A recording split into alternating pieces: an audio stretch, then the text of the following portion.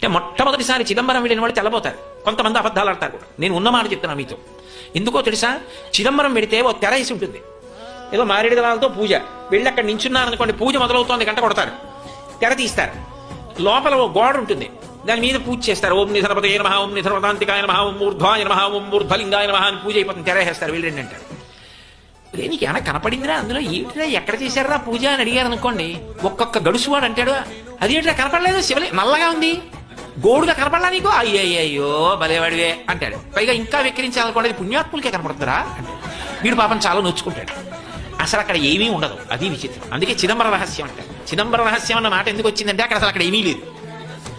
ఏమీ లేదంటే అన్నీ అందులో ఉన్నాయి తప్ప అది ఒక దాంట్లో ఉందని ఎలా చూపిస్తారు మీరు?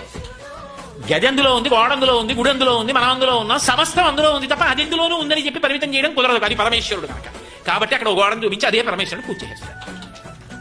అది ఇక్కడ అర్థం చేసుకోవాలి తప్ప అది బయట చూస్తే కుదరదు. అందుకని రహస్యం. అది అర్థం చేసుకుంటే అర్థం అవుతుంది, చెప్తే తెలిసేది కాదు కాబట్టి, చూడగానే అర్థం అవుతుంది కాబట్టి చిదంబర రహస్యం రా అంటుంటారు.